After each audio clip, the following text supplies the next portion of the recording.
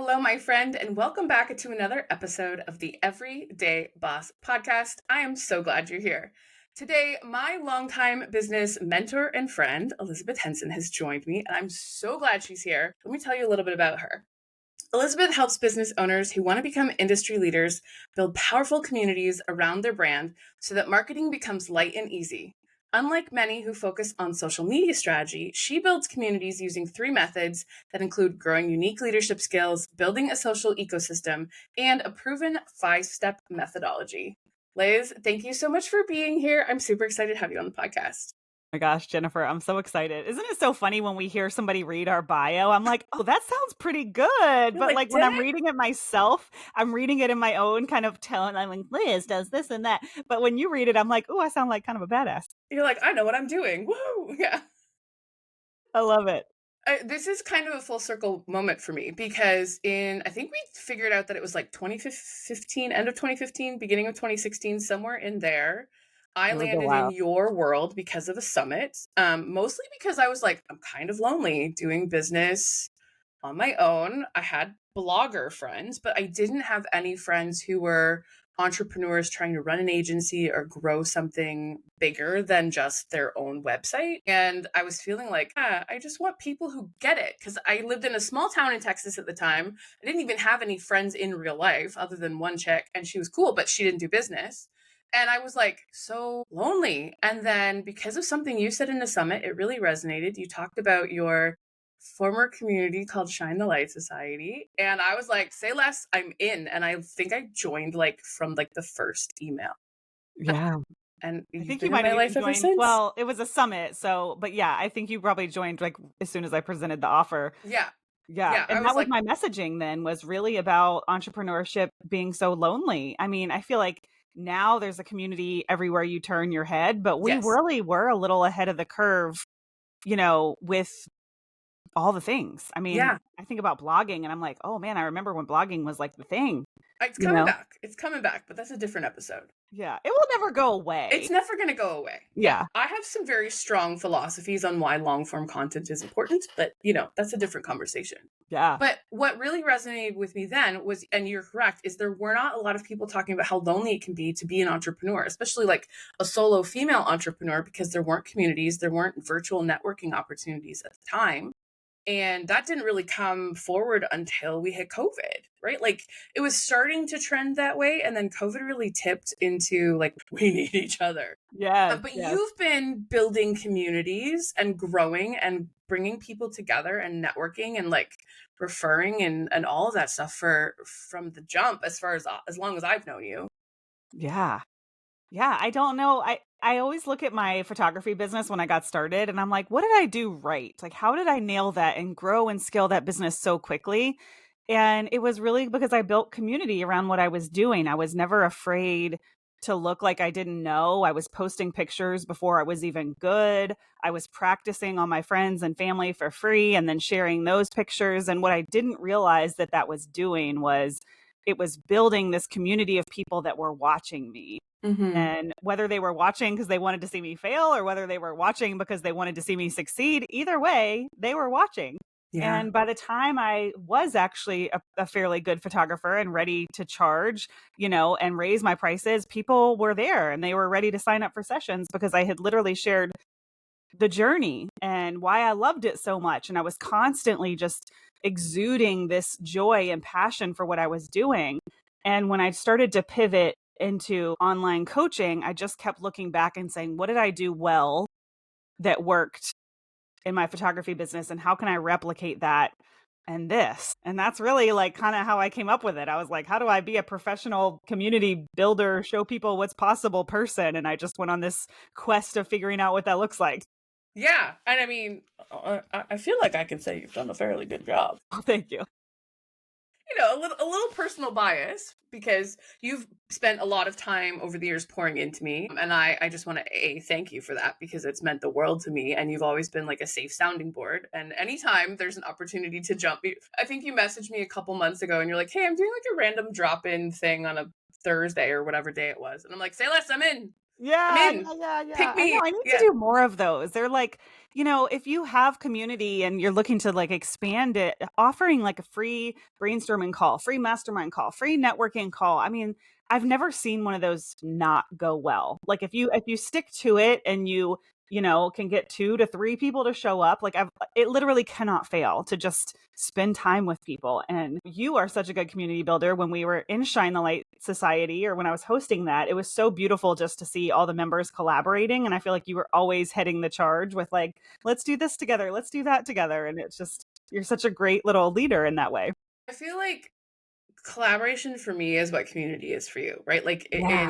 in they're the same thing, but just from different sides of the coin, I think. And like I've built my business based off of finding opportunities to collaborate and how can I support you? Like how can we make it mutually beneficial and juicy and fun and delicious? Yeah. And I think anytime you can bring juicy, fun, delicious, and your words light and easy into your business with someone who gets it and kind of has like the same values or energy or like vibe, it just makes it more fun, right? Because you're getting to do life and business with someone as opposed to constantly struggling to just figure it all out on your own. Yes, absolutely. It's like you want it to have that same feel that you have when you go into an office of like, when it's somebody's birthday, and I have friends that I'll just jump on and have coffee and co-work together. Like you really do want to feel like there's other people around you. I mean, it can be really lonely all day every day if you don't do that.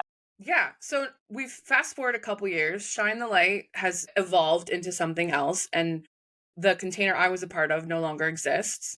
Um, but how do you continue to move forward with like building that community around what you're doing, what you're passionate about? Because do you still do photography, or is that just kind of like a private family thing now?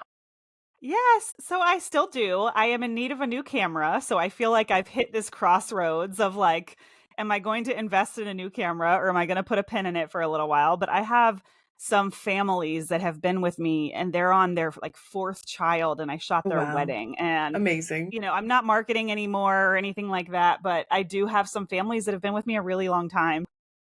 We'll see. It is in the cards for 2025 to buy a new camera so that I can continue charging for sessions. Because right now I'm like, I'll come do your pictures, but this baby's going to crash out at any moment. We're like, 200,000 clicks over what the camera is supposed to do. And I was like, I probably shouldn't be charging anymore. So, yeah, I mean, that's still there. I feel like I'll never completely retire, but maybe it's going to look different. I don't know, but definitely no more weddings, no more, nothing that I don't want to do. It has to be an easy yes for me. Amazing. I remember the first time I heard you talking about like your getting out of bed money. It has to be worth getting up and moving, to do this kind of stuff. And it changed my brain chemistry a little bit. Like in Yeah. that, like, okay, all right, we have standards. We don't just get up and do work for anybody and for any price. Like this is, if I don't want to do it, you are going to pay me hella good to do the things I don't want to do because I'm capable and I'm good at it. But that doesn't mean I'm going to market it or continue to like push forward on it. Oh my gosh, I love that you remember that. Yeah, with photography, it was like I'm not even going to leave my doorstep for less than $250, right? So I still work with my students in that way of like, let's get really clear on your hourly rate that you need to make something an easy yes, and you can't go below a certain amount. Hmm. So most of my students, it's like there's a range. It's like we don't want to charge any less than $150 an hour for anything, but we can charge all the way up to $400 an hour, kind of depending on what it is. Because we're CEOs, we're business owners, so we have to account. I have to count for Mondays and Fridays where I'm not taking meetings. So I have to know that if I'm working, that when I am taking meetings, I'm charging enough that basically covers that CEO time, that bookkeeping time, like all the things that we're doing has to be covered within a certain hourly rate. And then we have to know how many of those hours we need to work. For a non-mathy math person, it's like, it's kind of basic, right? Right. Doing the mental math on like, is this worth investing my time in my business? Or do we delete it? Do we delegate it? Do we outsource it? Like what happens? Yeah.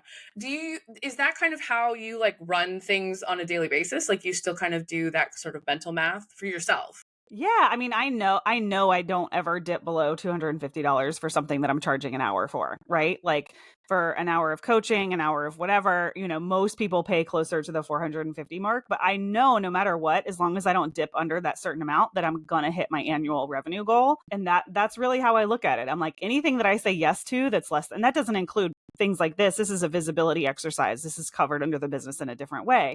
But when I'm getting paid for my premium coaching times, it's like I just know the metrics and numbers that I need to hit to stay on track for my annual revenue goal. And that's, part of what we do inside my program now, which is actually surprisingly similar to Shine the Light Society. You kind of asked about the evolution of that. And when you were in Shine the Light Society, I think it was like $30 a month or something Yeah, yeah. insane.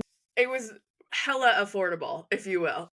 Yeah, and it was literally community just for the sake of community. I mean, I did some coaching, but I didn't really have the coaching training that I have now. So I would say I was doing more mentoring, more Mhm. like just being people's advocates, always like cheering them on. I remember you asking ridiculously good questions that Oh, like wow, weren't good. just like it was always like pushing our own thought processes and like, Yeah. okay, well, if that happens, what is the result? Right? Like what happens if you make this decision? Yeah. So now I do So, that times like 10. Like people are right. very aware that I step into my masculine very quickly when I need to lead them, to a certain outcome or like uncover a certain limited belief. And I remember at one point cuz I kind of had Shine Light Society combined with my in-person stuff. It was like I was really trying to figure out how to navigate, how do I have this in-person community and then also branch off online. But I remember exactly where I was sitting in my old office and like struggling to really think people would pay me $100 a month.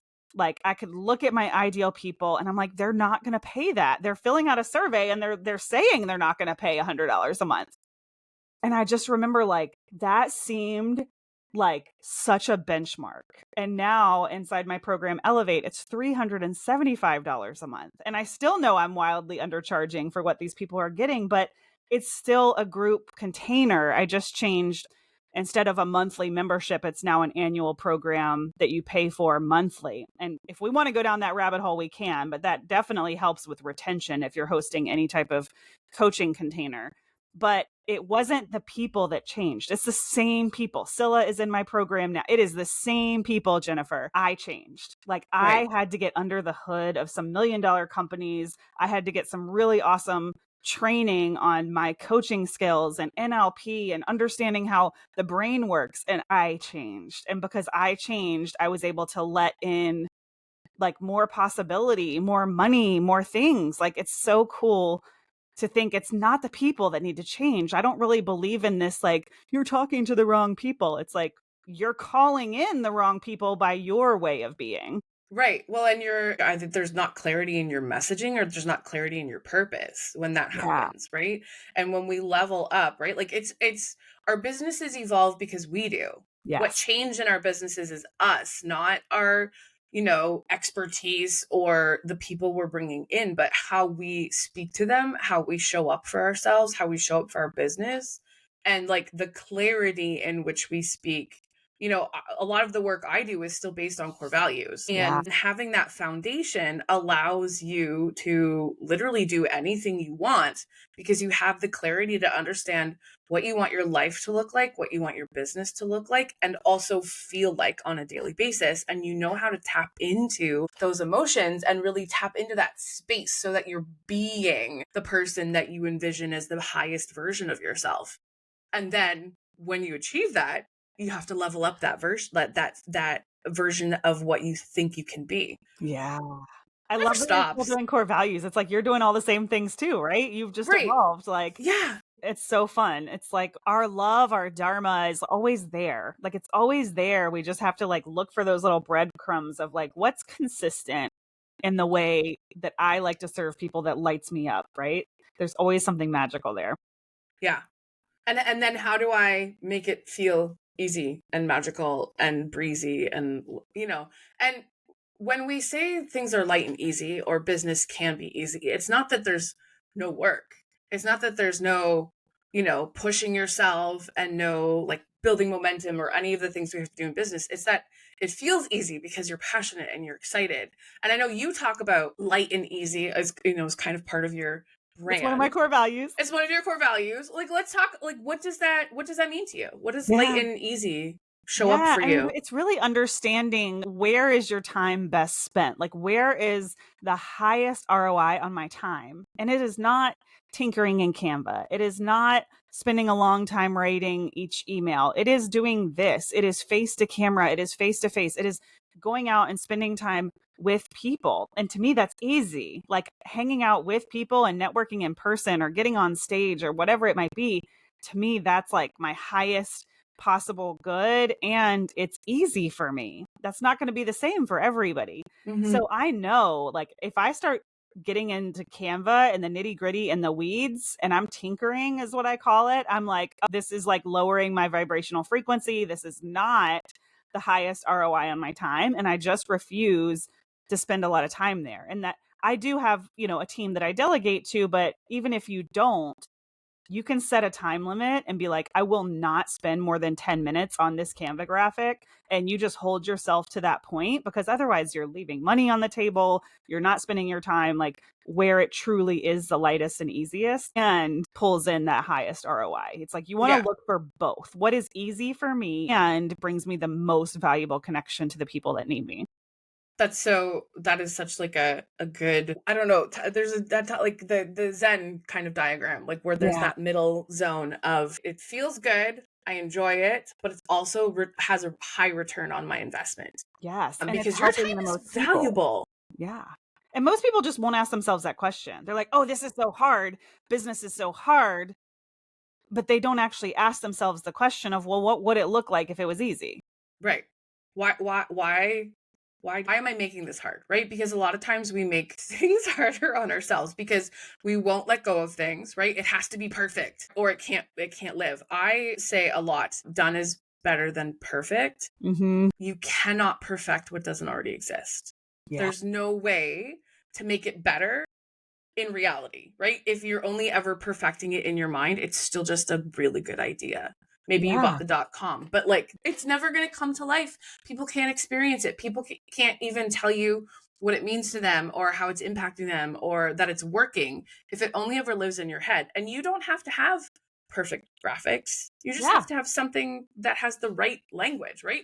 I think honestly, and coming back to the photography thing, having really good photos of yourself is really key because you can put a good photo of yourself with any kind of verbiage you want and you don't need a graphic. Exactly. Exactly. I mean, I love branding. I love having a beautiful, encouraging people to have a beautiful brand, but you don't have to have all that. You just have to have a little bit of consistency, Mm-hmm. right? And your colors and your aesthetic and things like that. But it doesn't have to be immaculate and fancy and perfect and all the things. And I love that you said that, because I saw a quote recently that I can't get out of my mind. It's like, most successful entrepreneurs are constantly putting things out that are like 60 to 70% good. It's Mm-hmm. nowhere near 100, but they're putting it out over and over and over and over.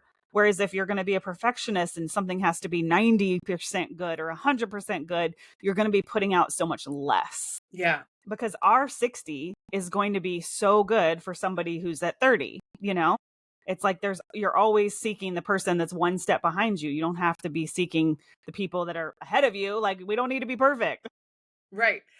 Feel like perfect, especially because in the female entrepreneur world, right? Like there's this, fortunately it's shifting, but like for the longest time there was this idea of like you had to look a certain way, you had to live a certain way, you had to live a certain location, the bikini, laptop, beach. That was the vision of success. We traded in the 2.5 kids, golden retriever, white picket fence minivan version of the American dream for the be a nomad and travel the world and live on a beach and in a bikini with your laptop. And that's kind of what like success was being positioned as for entrepreneurs, especially women entrepreneurs. And thank God that conversation is changing. And it's really now becoming more like, what is your version of success? What does that look like for you? And that whole bikini beach thing never resonated for me. I hate sand. I've talked about this before.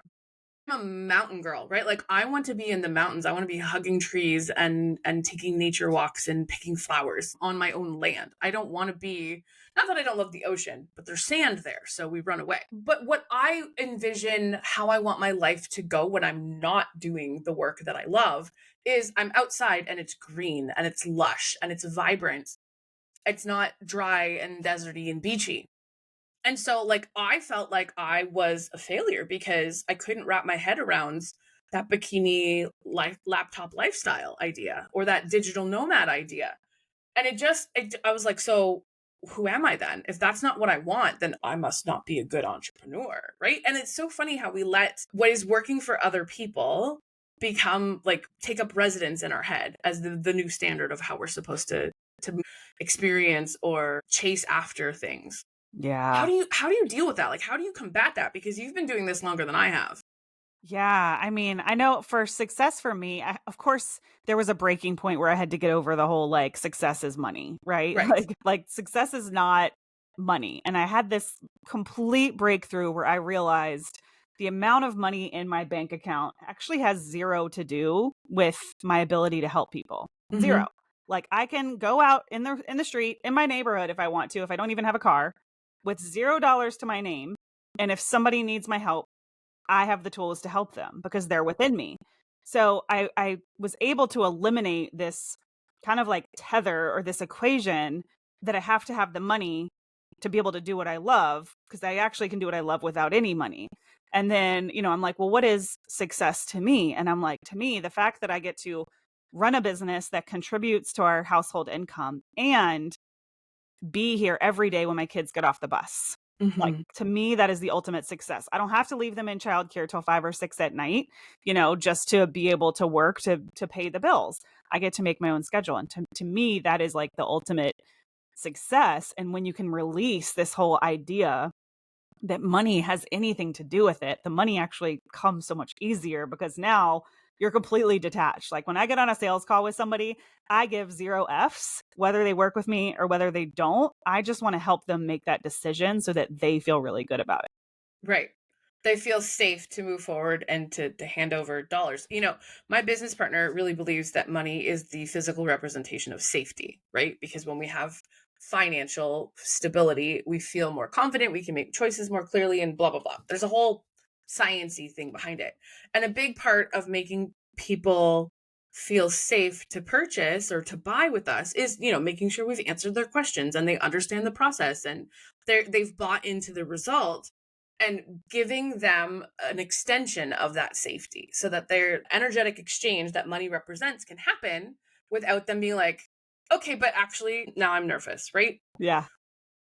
Yeah. There's And always the like and that freak out after they buy, right? right. Yeah. Well, and the higher the price point, the higher the ticket, the bigger the freak out. So how do you navigate that? Like what do you do to help continue on that sense of safety when it comes to, those higher ticket price points? Because your program is 375 a month, but like that's not a small amount of money on a monthly Yeah, basis. I It's mean, not it's not the in worst, full. but Yeah, in full, it's a $4,000 program, 4,500 if they're paying monthly. And that is high ticket in my world, right? Like to me, that was me stepping into a high ticket offer. And oh my gosh, this has been my home run offer. This has been incredible. But I make it very clear when people are thinking about joining, if money is their objection, I'm like, first of all, I don't ever want anyone to go into any kind of scary debt where they can't feed their family. yes. 375 a month is going to literally put you in a scary situation, then this just isn't the program for you. We have DIY options. We have more affordable options. And I'm not anti debt, but I mean, if you're going to like legit put yourself in a scary situation, that's the first conversation that we have because actually that helps people get out of their money stuff because they're like, Mhm. that's actually not going to jeopardize my household or my ability to put food on the table. That's just my fear. Like it's kind of confronting in that way. But then secondly, I chose that price point very intentionally because I feel like at the level I'm at, I can help anyone make $375 a month. Like I can sneeze and help someone make $375 a month. Like that is easy for me to deliver on that promise. Mhm. So if they're stretching outside their comfort zone, then I'm like, look, we want you to stretch. We don't want you to break. We just want you to stretch because that discomfort means growth. And if you're a little bit fearful about this, the very first thing we will do is we will come up with your roadmap to making that $375 a month, because that is easy for me as a coach to deliver on that if you are willing to show up and do the work. And that usually really helps people. And we always come back to that. I mean, I have had one or two people in my program that are like, you know, can I skip a payment? Can I pay you late? Can I quit? And this is always a fun conversation because I'm like, look, this is not about the money for me. So we can have that conversation. But what's more important, that you actually break this cycle where you're always asking for people to bail you out, or that I just kind of give you what you want and make it easy? And they're like, oh, shoot, I want to break the cycle. So I'm like, great, back to work we go. Right. Let's level up. Like Yeah. let's take it to the next level. Yeah. Well, Yeah. and there's something about owning that wanting to break the cycle too. Yes. Yeah. And I really do look at it as like, this is my responsibility as a coach to push people, because if they're not feeling safe, it's not actually the 375 a month. It's something within them, within their beliefs, within the way that they're showing up in the world. And, this version of me compared to the version of me when we first met is like, I'm okay getting uncomfortable and getting someone's feathers a little bit ruffled for me to get them the best possible outcome. Whereas, 5-10 years ago, I was very much like, oh, I want everyone to like me. It's going to be okay. Sure, we can skip your payment. Like, they're having a hard time. And now I'm like, no, I will not advocate for anything less than the best possible version of you. And if the outcome is still that we should freeze a payment, then sure, but we're going to have all those hard conversations first. Right. Don't ask if you're not prepared to confront all of the levels of that. Yes, absolutely, absolutely. Because like I am a human. Like we've had like bereavement situations where I'm happy to freeze people's payments. Like I'm a human being, but at the Right. same time, it's like what is most important here, and it's that these people experience this really expansive growth. And if I can just do that for them, then we've already won. Yeah. And I mean, sometimes that accountability of sticking with something that is feeling hard or uncomfortable, right? Like it's too easy in the world we live in today to just opt out of discomfort. Yes.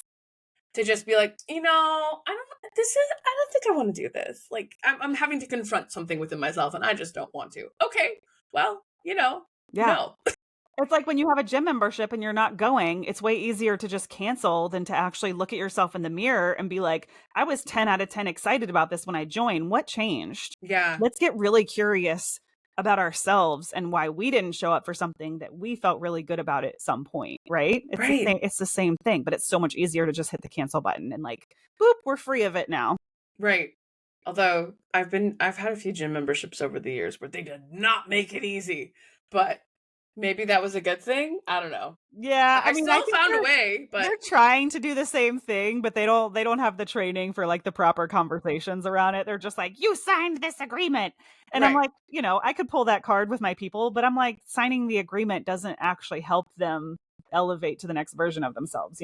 Right. Yeah. Well, and I mean, A, your program is called Elevate, but B, like that evolution, we're supposed to be part of those of our client's journey, right? We are hand holding ish, but like we're leading them to the next destination, the next level of their evolution, their elevation, whatever you want to label it.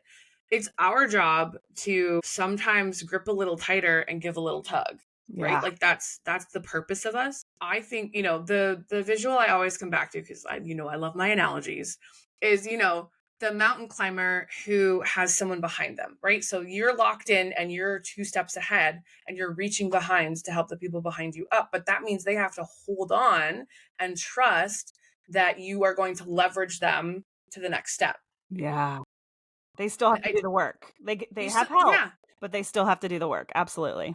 yeah, they have to carry their weight forward and carry their baggage forward and be willing to move to the next level. But we have to be anchored in our own truth and our own foundations, in our own wisdom and strength and skill set, right? To be able to confidently do that without just being like, okay, you want to break? Okay, yeah, sure. Yeah. Right? Because we're not people pleasers Right. anymore. Right. We are, Anymore. Exactly. A big anymore at the end of that right. sentence for Yeah. me. Oh my God. I know. I know. God, it feels so good though. Like I was telling a friend the other day, I was like, I know I'm 43, but I freaking like love this version of myself. Like I love this like new energy that I've stepped into where I am not afraid to be disliked. I call my 40s the villain era. Yeah. Yeah. Right? Like my role model essentially is Maleficent, where especially the live action ones, not so much like the Disney classic, but Mhm. the live action ones, Maleficent knew who she was. She knew what she wanted. She knew what she was capable of, and she also knew what the hell she was not going to put up with. And then she moved forward confidently, right? And like, but there was love and grace and care for the people that mattered to her, and the people who were a part of her journey, and everyone else could just, Yeah. F off, right? Like, but like she knew who she was. And so I really embraced that when I turned 40 because like I know who I am, I know what I'm about, I know what I want, I know what I'm willing to do to get there, Yep. and nothing's going to stop me. Yep. Not ever again. I gave up my 30s for that, right? The people pleasing and the undoing and the becoming of this woman who could say, you know what, I'm in my villain era and I don't care if it pisses you off Yeah. because this is what I need to do to be the best and highest version of myself. Yes, absolutely. Absolutely. I love it. I'm here for it. 40s, baby. Yeah, the 40s are so fun. Yeah. I saw it was a meme basically. But it was like, your 0 to 10 is for exploring the world, 10 to 20 is for like exploring, an idea of who you think you are, 20 to 30 is for like exploring the world around you. In your 30s you start to figure out what you don't want, Mhm. and in your 40s you fully step into, the world is my oyster, but now you have adult money and car keys to like pull it off, right? Yeah, yeah, yeah, And yeah. like, and just being like, you know what, I can do whatever I want and I have some adult money to back it up. Yes. It's Oh so my fun. gosh.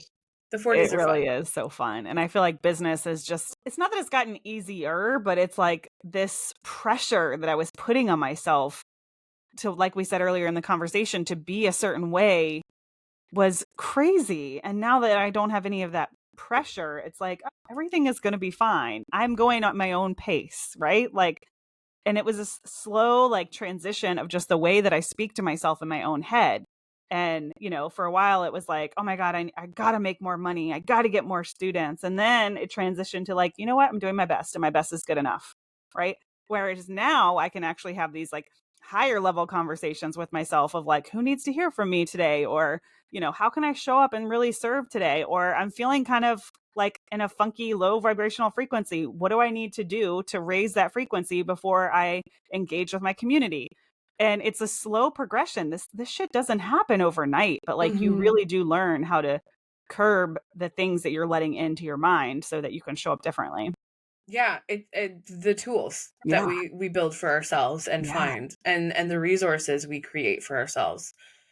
I have eras where I kind of veer away from like the morning routine that brings me grounding and peace. And then it's like, why is my life so right now? It's like because I haven't journaled or done my meditation for like 3 weeks because I've Yes. been busy, right? And we can let the busyness of things take away from showing up on a daily basis for ourselves. So what are the every single day non-negotiables for you? Like how do you show up for yourself on that daily basis to Yeah. be that higher version of yourself, to step into the right vibration and to like embody the energy that will connect with the people who need you? Yes, I love this question. I would say my non-negotiable looks different every day. Sometimes it's meditation, sometimes most days it's a walk with the dog, but silence is the consistent factor of like Hmm. really quieting the noise around me. Most days I don't even log onto my computer till closer to 10 o'clock because I am making space for that meditation, journaling, walking in nature, whatever it might be, stretching. But the silence is the key factor of Hmm. like, whether it's 2 minutes or 20 minutes, not looking at my phone, not having all the tabs open on my computer, and just getting really present to like, what do I want to accomplish today?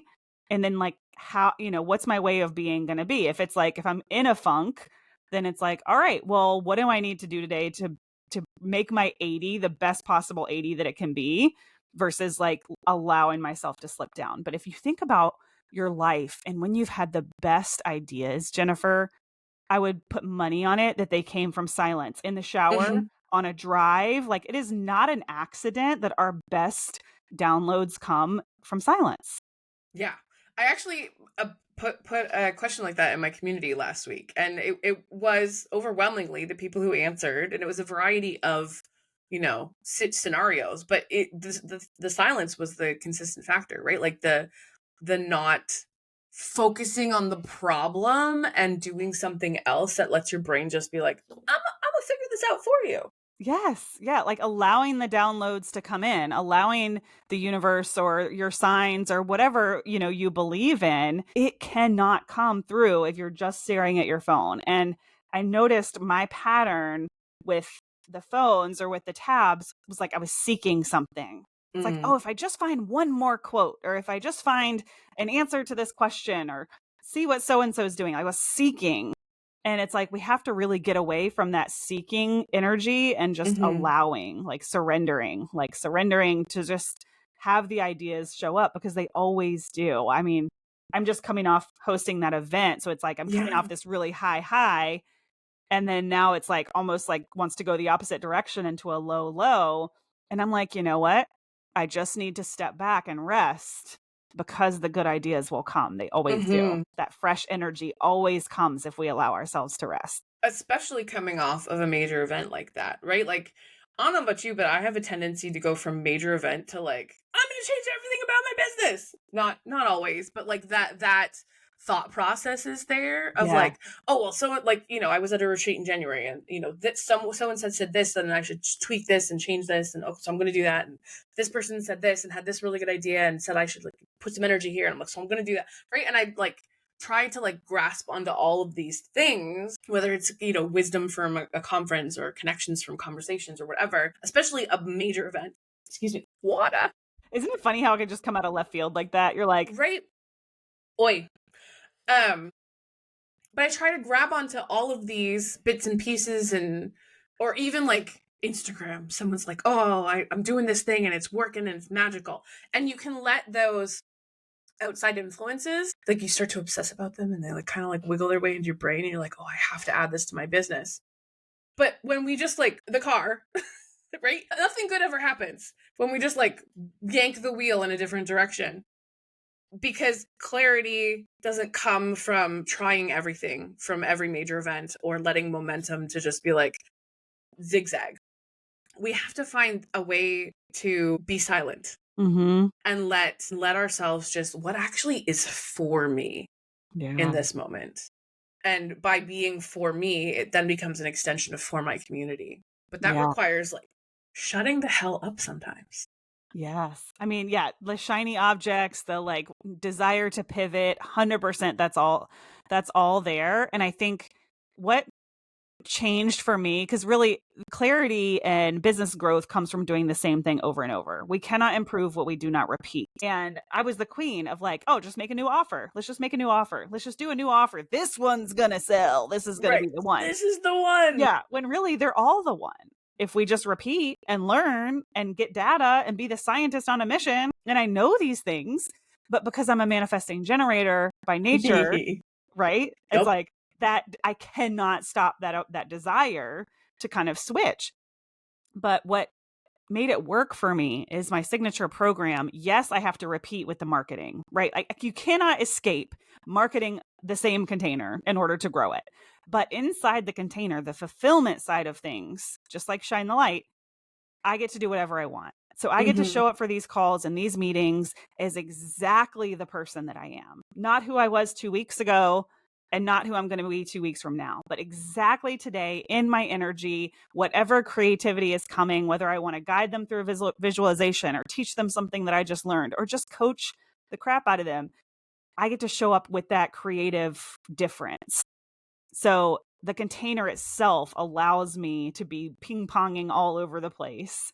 And that's how it's like I haven't lost that This is the first time I feel like in 10 years, other than photography, that I haven't actually like pivoted something or like Mm. changed it or shut it down or reopened it or whatever. I'm like, no, this is my home run offer.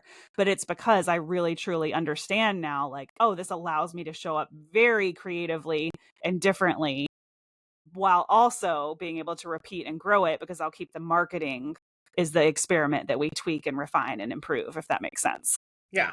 I Yeah. love that. I love that so much. It's Yeah. amazing how when we give ourselves the space to be creative inside a container that can remain the same, Yeah. like, I feel like, especially for manifesting generators, that's where like real magic can start to happen, with allowing us to be consistent and stay on the path that's clear, but not denying our natural inclination to just be like, I have an idea, let's try something. I'd really like to see how many manifesting generators just do one course that's totally do it yourself, self-study, and like that's their business model. Because I'm like, it doesn't serve us. Like just selling a course with no human connection, with no creativity. Sure, I was creative when I created a course, but I learned very quickly I am not a course person because these people are buying it and I'm never seeing them again. Right? Like that was not the vibe for me. And it made me detach from wanting to scale it because I wasn't emotionally invested in the fulfillment of it. Yeah. Yeah. Well, and you have to be excited. You have to love what you're doing. Like, otherwise, what's the point? Go Yeah. get a 9 to 5. If Yeah. you find passion outside of the work that you're doing, then you need to reevaluate the work that you're doing as an entrepreneur. Yeah. Because if it's not lighting you up and bringing you joy, then something is wrong. Yeah. Something is very wrong. Yeah. Yeah. Oh Yeah. my Yeah. gosh. Liz, I have loved this conversation so much, and I feel like I could like monopolize your entire Monday and just talk to you for hours and I make like a know. whole I wouldn't whole even podcast notice because I love season. it so much. I'd be like, what? It's 1 o'clock. I got to go get Anthony. Right? Oh my gosh. Amazing. Thank you so much for being on the podcast and for being such an incredible mentor all these years and for staying in my world. I really appreciate it. How can people connect with you, and like what's the big thing that you're working on right now? Yeah, so you guys can find me on Instagram. It's very easy. It's Elizabeth.Henson. And the big thing that I am working on, we just came off of our event, so I'm enrolling some new members in Elevate. You guys can go learn about that at elizabethhenson.co/elevate, or just hop on Instagram. It's all in all the places there. But I love connecting with people. So if you listen to this, come say hi. And then I have a podcast called the Messy Success Podcast. It's a good one. I was Yeah. on that a long time ago, actually. It's been a minute. But yeah, this is I gotta go back and listen to that because I don't even remember what I was doing I back know it's then. really fun Anyways, to like compare old episodes. right? The Yeah. evolution of your own podcast. One day I will have that. I think this is gonna be I think we're on episode 15. Nice. So I'm very excited. Been consistent with it since January, and who knew? I love Oh podcasting. my God, I love podcasting so much. And I mean, I've had mine for 6 or 7 years at this point, and we're getting close to 200 episodes, which I want all the ideas on how to celebrate when I hit 200.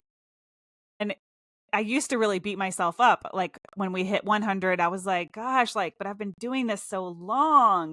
But then I was like, wait, that actually averages out to about 2 episodes a month. That's not You know bad. what I mean? So it's like, Yeah. even though it's happening in, let's do an episode every week, then we take the summer off. I tend to take summer and Christmas, kind of a few weeks off. So even though it's looked like kind of taking breaks, I'm like, that average though is really actually pretty good. That is pretty good. It's That all is how we pretty look at good. it. I can Yeah, look at that as especially failure, or I can look at it as success. We get to choose. right. Well, and success can be messy for one thing, but also you have to have time and numbers to analyze the data. Yes. And you've given yourself that. So Yes, amazing. exactly. Thank you so much for being here. And this might be my new favorite episode. Just saying, just saying. Thank you guys for listening, for being here, and for supporting. You know the drill. Like, share, subscribe, and follow. And then go build your empire. Thanks for having me.